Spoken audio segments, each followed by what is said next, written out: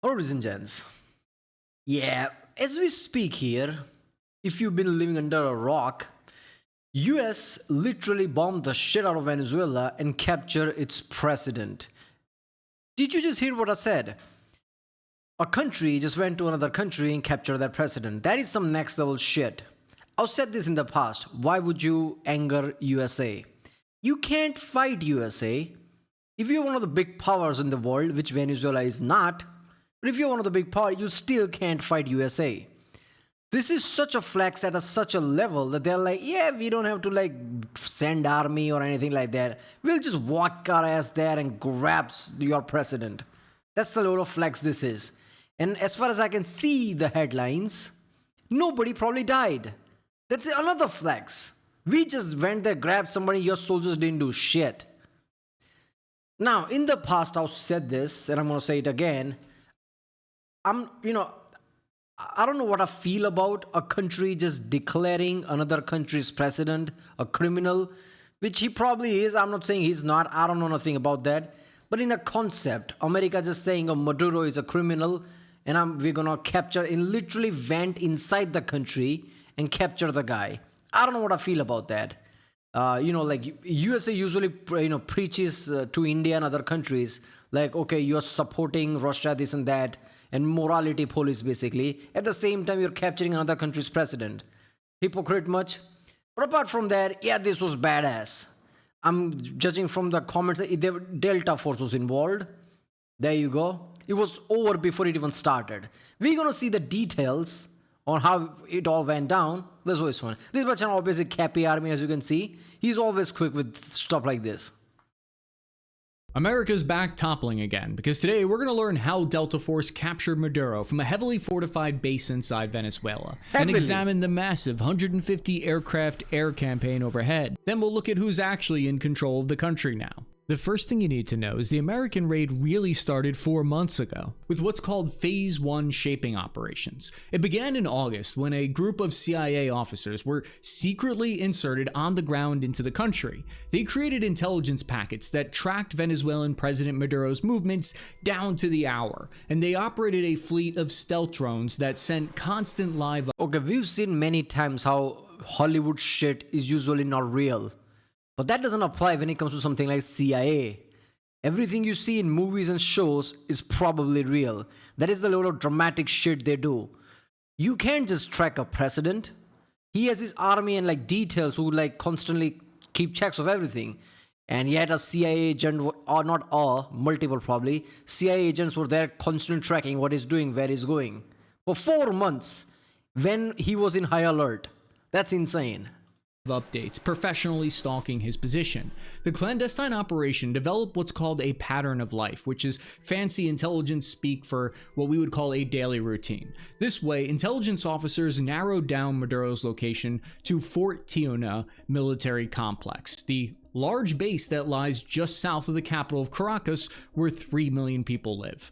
On Saturday, January 3rd, 2026, in the dead of night at 2 a.m. local time, the US government gave the green light on Operation Codename Absolute Resolve. The US military launched a wave of targeted missile strikes all across the capital city. Oh boy, here I go toppling again. Bombs were launched from 20 different bases and ships. The ground assault element chosen for the raid was 1st Special Forces Operational Detachment. Again, how bad are Venezuela's anti-air defenses? I mean, I don't know where Venezuela falls into like military power spectrum. Obviously, they are not one of the top ones. If this was like a top military power like China or Russia, India type, things like that, like top 5, yeah, you can't just, launch missiles. It would be instantly detected by a million other systems. But I don't know how Venezuela's no system worked. The explosions happen. And their president got snatched while there were a lot of soldiers there and nobody died. What happened? Did they like, yeah, okay, I guess we're not going to fight. Well, what can we do? Take him. Is that what happened? Detachment Delta. And somewhat surprisingly, law enforcement from FBI agents from the hostage rescue team were also embedded alongside them to arrest Maduro. The bold tactics used for the insertion method shocked many military analysts.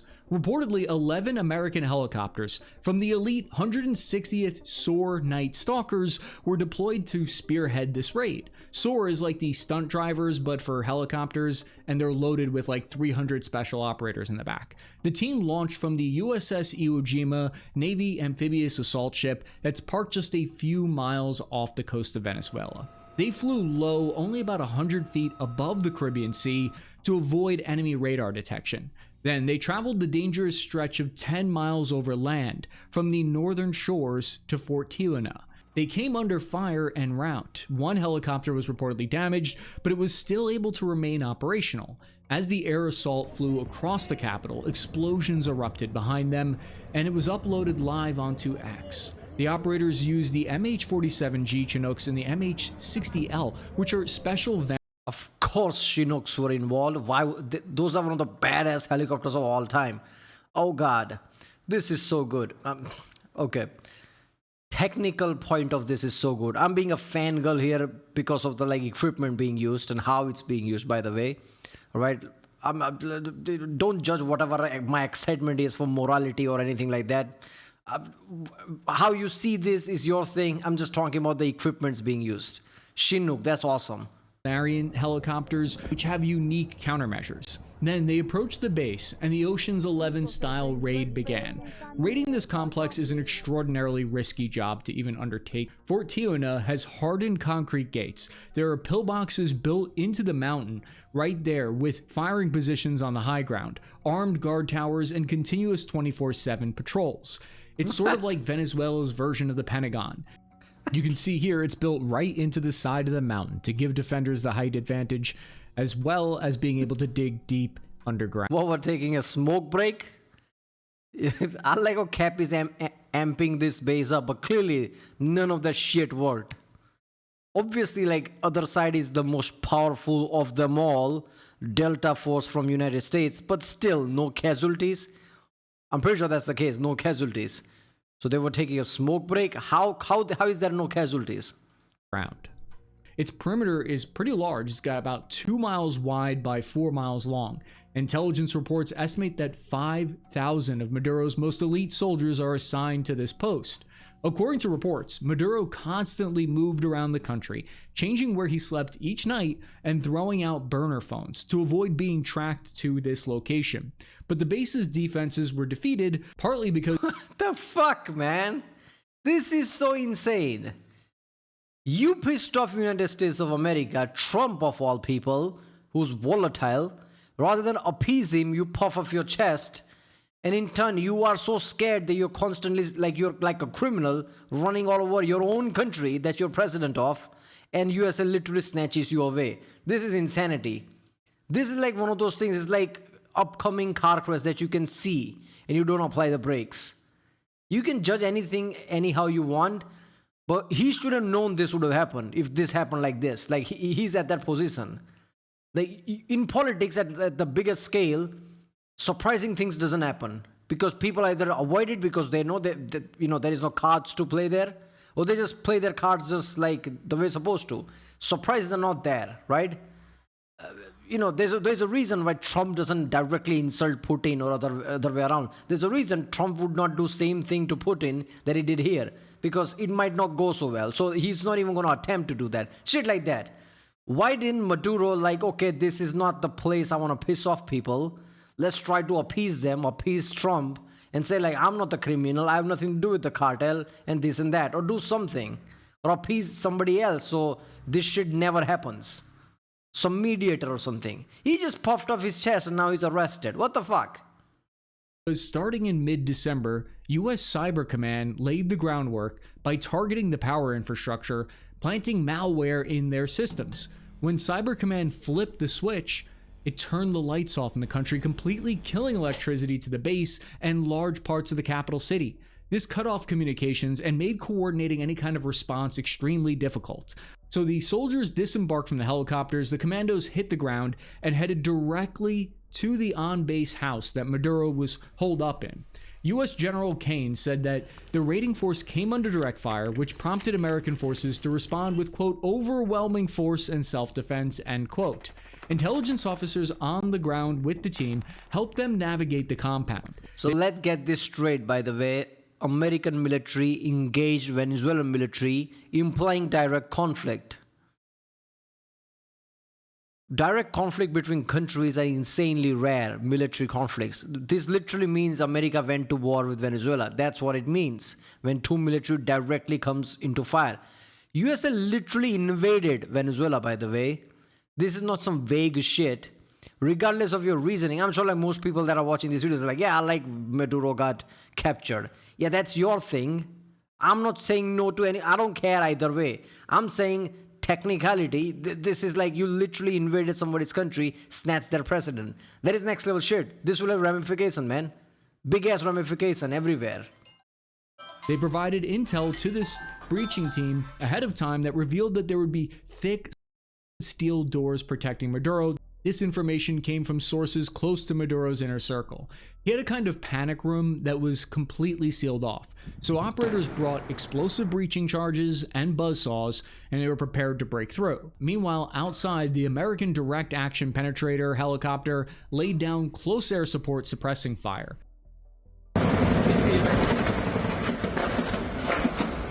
Okay. Suppressing fire. Machine gun fire? Did they use machine gun to... No, they use missiles as a suppressing fire, because of course they did.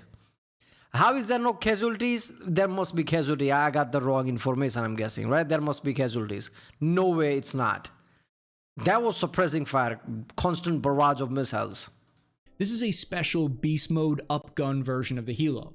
It went weapons free with 2 miniguns and Hydra rockets. But then Hilo started taking fire from enemy man-portable Igla air defense missiles. In response, pilots deployed their XM-216 dark flares.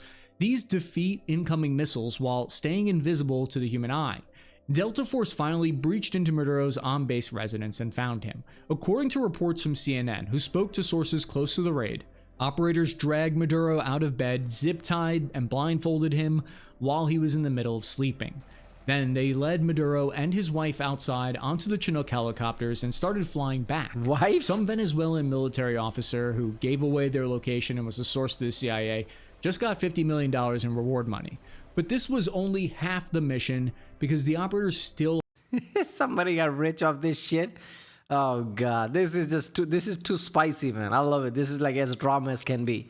Why would you want to watch real housewife or whatever? There you go. Somebody literally snitched on him, got the money. Maduro's wife is also there. I'm pretty sure she wasn't declared criminal. Why is she like arrested? I don't get it. Had to safely extract. It was vital to the mission mandate that they capture him alive. If Maduro was somehow killed en route or during exfiltration, it would look like America had ordered an assassination mission, which would cause all kinds of additional legal trouble. This was one of the most geopolitically sensitive missions that I can think of in legal trouble. I'm pretty sure this gives excuse to Russia, China, even I'm pretty sure like North Korea literally, I'm pretty sure like, it could be fake news, but North Korea was like, okay, release Maduro now and this and that, giving threat out. I didn't know Maduro and North Korea were tight. I guess it just creates an axis of its own. Like anybody's against USA, it's just like North Korea, Russia, Iran, they're with them. Is that what it is? Recent history. They had kicked the hornet's nest. The whole freaking country was coming down on them now. The question on every Delta Force operator's mind on the way back was, could they trust U.S. air power to cover their exfiltration? On their way out of Venezuela, the U.S. air power continued to strike strategic military installations across the country to create a diversion for them to safely escape. F-22 Raptors, F-35 stealth fighters, F-18s, radar aircraft, and B-1 Lancer bombers participated in the attacks. They hit bases all over in the states of La Guerra, Miranda, and Aragua. This was to create multiple dilemmas. This was achieved thanks to an air campaign that had been happening simultaneously overhead that achieved air supremacy. The operation reportedly involved 150 American fighter aircraft that had the goal of complete and total control of the skies. Fighter aircraft launched long-range precision missiles. Large explosions were heard across the capital. Local language news reporting stated that these explosions targeted air defense radar antennas. This was a massive seed operation, suppression of enemy air defenses.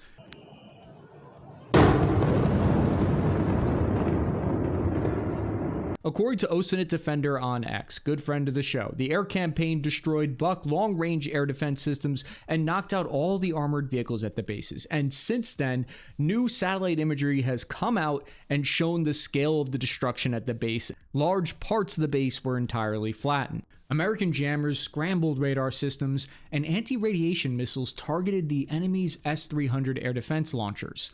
Not Putin furiously taking notes on how to do a special 3-day military operation with 69 hours to spare. The reason they were able to achieve this is because they struck major air bases, including the one at La Carlota and the Iguarota airport, where Maduro's air force of MiG fighter jets could have launched from to intercept them. We see the aftermath of the destroyed armored vehicles on base here. Pulling together a response was difficult for Maduro's forces because Fort Tiuna, the military installation.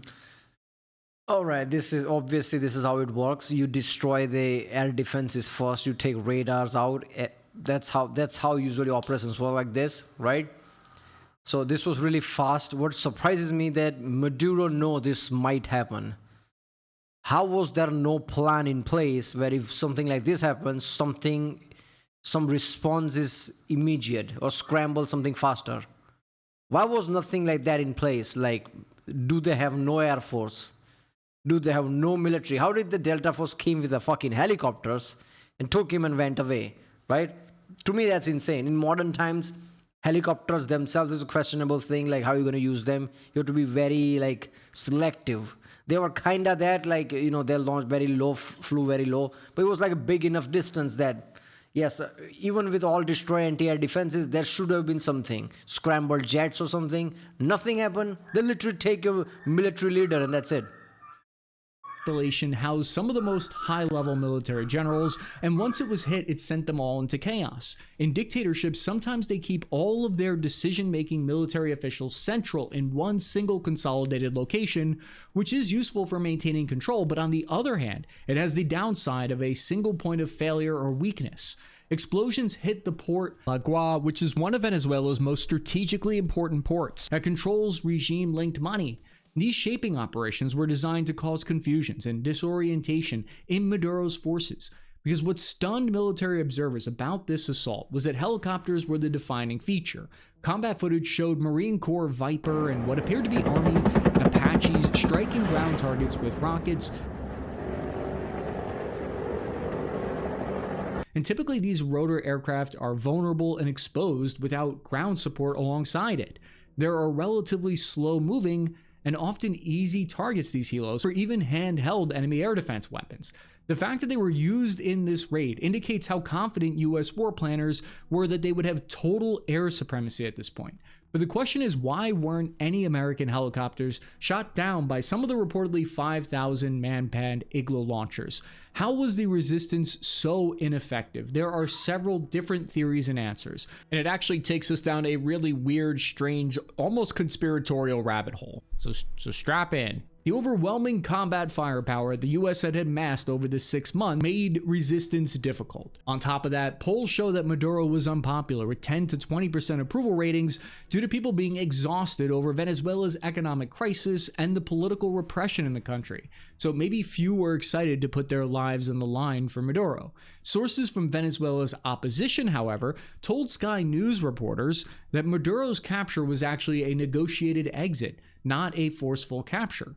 Meaning they're claiming that Maduro actually knew American forces were coming to capture him and that he had agreed to it prior, and this ground assault was an elaborate way of him giving himself up to American authorities. Why would he do that? For domestic audiences in Venezuela, it theoretically looks better for him to say, "I was captured by the Americans," than "I cut a deal and left." It was surprising to Deal for what? What deal is that? His issue was that America's after him giving himself up. What deal is that? What did he get in return? I don't get it. experts that Maduro's wife was brought with him, because this is very unusual in rendition military operations like this. His wife was previously not criminally charged, and we only just learned that she's now also being charged after their capture. However, there is yet to be any actual hard evidence of this, even though a surrender may have been negotiated. His military troops would not have been aware of that, and it doesn't fully explain the poor performance of Maduro's security. Yeah, but he could have planned routes and schedules in a way that doesn't interfere with this. He could have made it just the worst situation completely, that his soldiers have no time to respond to this. There is a way to do that, but again, like, isn't this like, it's weird to me? I don't know, man. I don't know what to feel about that. There's no way it's negotiated.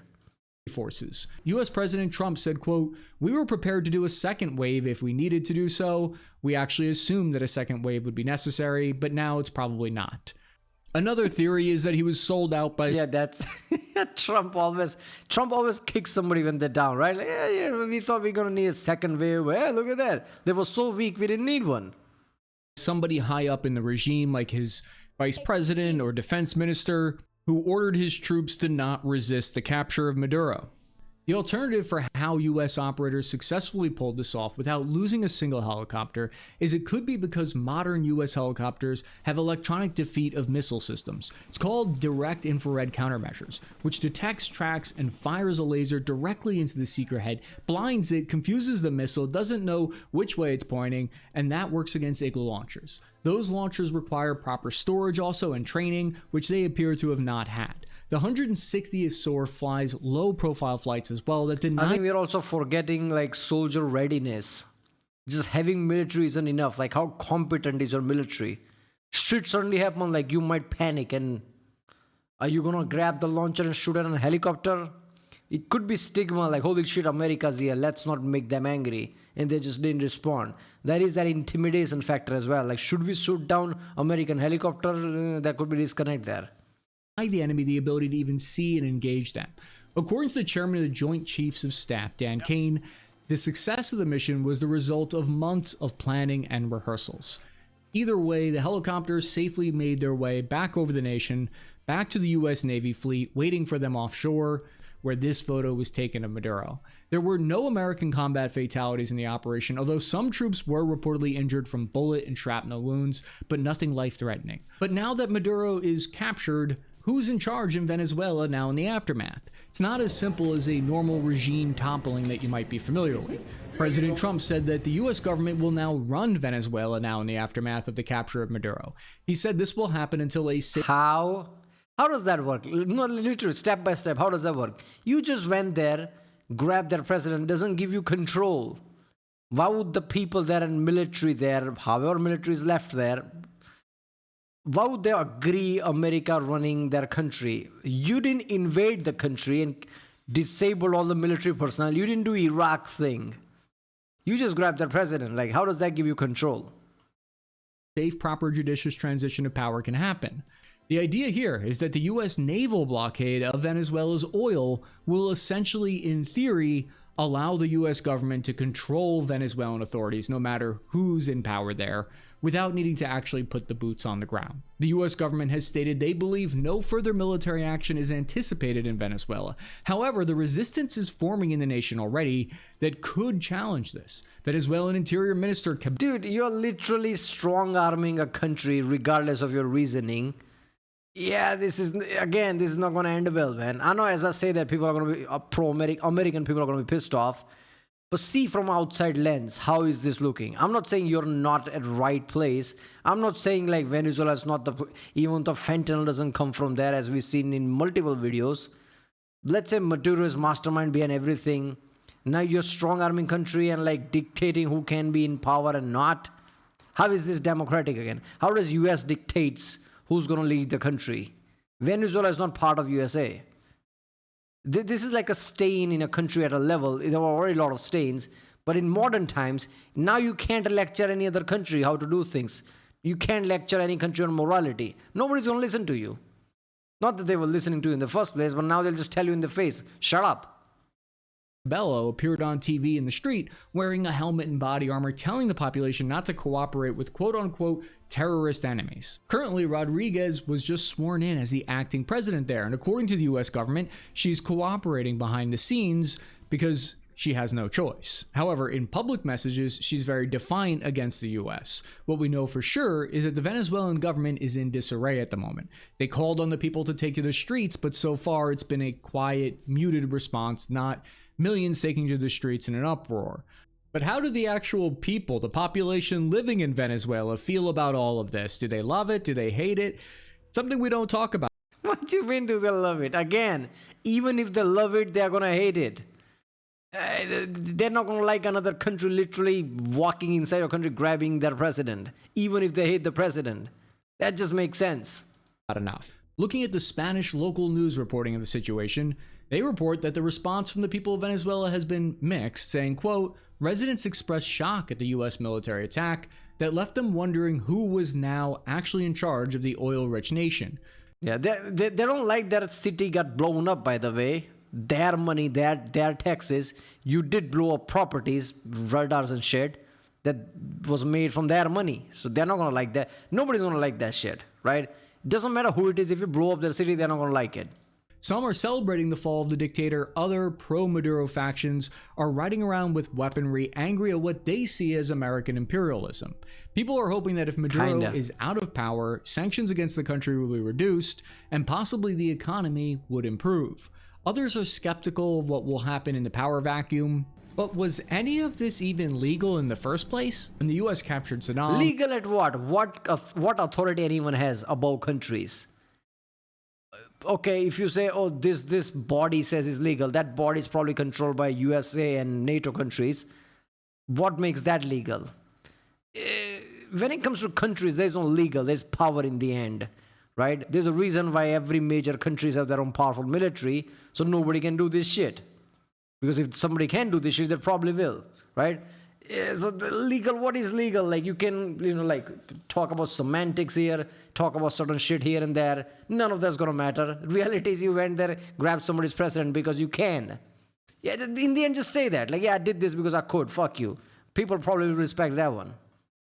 And Noriega, they had some kind of congressional approval. When the Libyan dictator was toppled, they too had some kind of congressional approval. This attack was conducted without any kind of notification or authorization. What happens to Maduro from here? Secretary of State Marco Rubio said that Maduro would stand trial for criminal charges in the United States for narco trafficking in New York City federal courts. Maduro maintains his innocence. If you want to learn more, check out... Maduro's not American.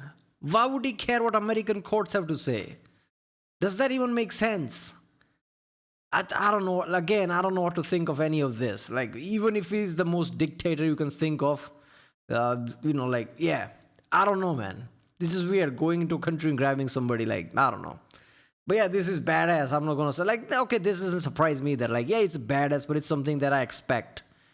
I think I have a pretty well picture of what America is. Most people don't. America is too powerful. There are layers, right? Certain level of technology and power that gives you not just edge, but probably makes you too powerful. US is the only country in the global stage. It's like that. China's getting close, but whatever gap that is left between China and USA, it's like big enough to be too big. China is still not USA. China can't do this shit. USA can. And in the end of the USA just have to say, like, yeah, you try to fuck with us. So we did this because we can. We're the most powerful. Fuck you. I think people would respect that more than like, oh, was this legal? Was this not? Let's talk about morality. It's the global stage shit. It's like once talk becomes between countries, what's legal and what's not. It's what you can do probably. Victors write the history book, right? That's how it is. Right, well, if you like my example, subscribe and I'll see you next time.